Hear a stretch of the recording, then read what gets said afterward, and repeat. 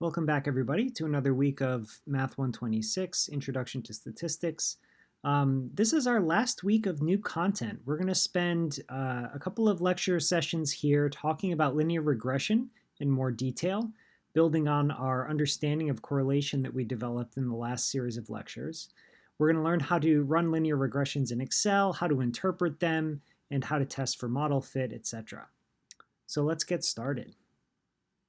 In our most recent lecture, we talked about correlation, which essentially measured whether two continuous numeric variables had a strong linear relationship to one another.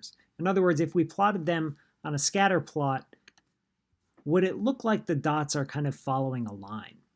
We found that if two variables do have a strong correlation, it's significant, meaning that at the population level, the sample that we're looking at is enough to warrant that the population level correlation is non-zero. And it's strong, which we measured our strength in two ways, looking at the magnitude of our correlation coefficient or looking at our R-squared value. The closer your R-squared value is to 1, the stronger the correlation. Essentially what this means, if you have a significant and strong correlation, it means that these two variables have a reliable linear relationship. In other words, if we plot the scatter plot, I'm just going to zoom in here for a second.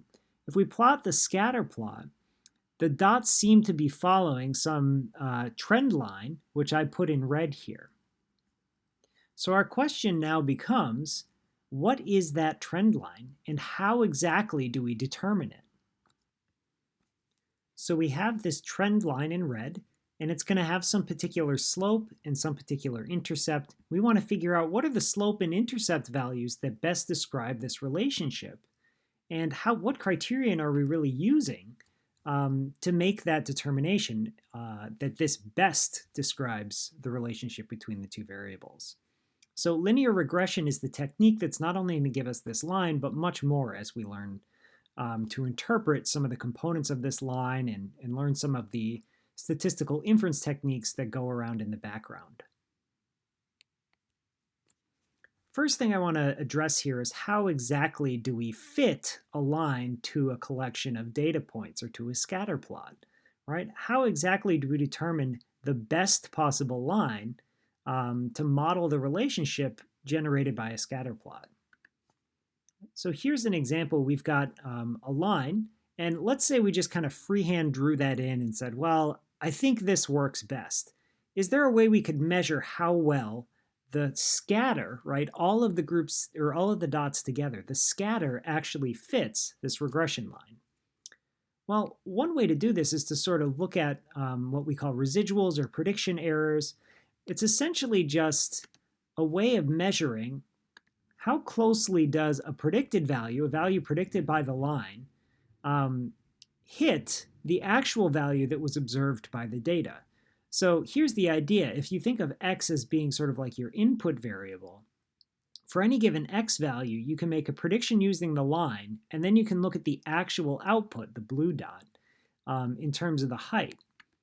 And what we're going to do is just for each one of our data points, we're going to look at a residual or an error, and it's really just the difference between the actual y value and the predicted y value coming out of the line that we decided to draw through these collections of points. Now, each one of our data points is going to have an associated prediction which falls exactly on the line. And then, because of that, each one of them is going to have a prediction error or a residual associated. Now, you'll notice some of these errors are going to have the blue dot above the line, some will be below the line.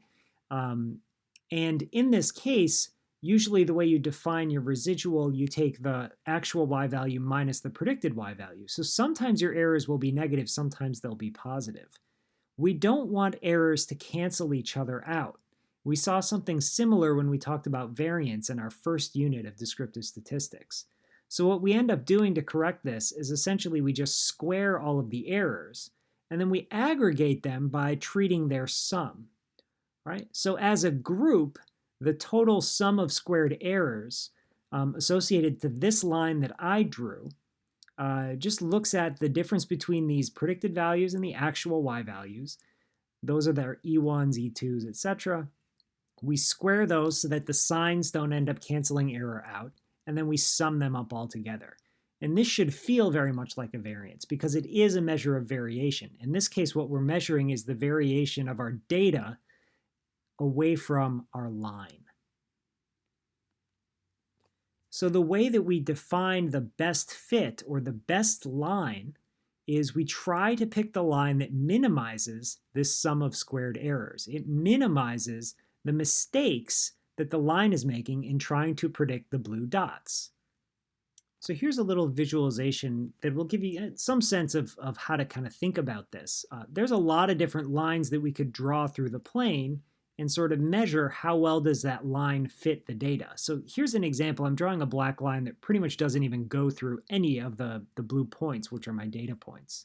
And you'll notice that my metric for how well the line fits the data, what we call our sum of squared errors, is quite high.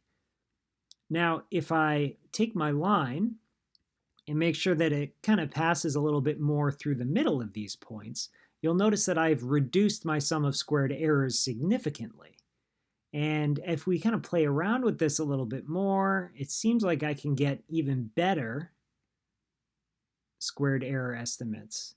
And essentially what you want to think about is the goal of linear regression is to keep messing with this line, right? Keep pulling on the slopes and putting where the intercepts will go until the sum of squared errors is as small as possible. Now there's a lot of really interesting and awesome mathematics that goes into giving you the lines that actually minimize the sum of squared errors. But it uses some linear algebra, some multivariable calculus, really interesting stuff, but obviously something we're not going to go over in this class. So for now, you can almost think of your computer in the background as sort of searching through all of these different possible lines, finding the one that makes this sum of squared errors the smallest it can possibly be, and then it essentially spits back the slope and the intercept associated to that line, which minimize the squared errors. And again, interpreting these sum of squared errors is essentially meaning, how big was the mistake as a group that this line makes in making predictions for y values, right? Minimizing that makes you sort of interpret this as being the line that best fits the data because it minimizes these little residual mistakes for all of the points as a group.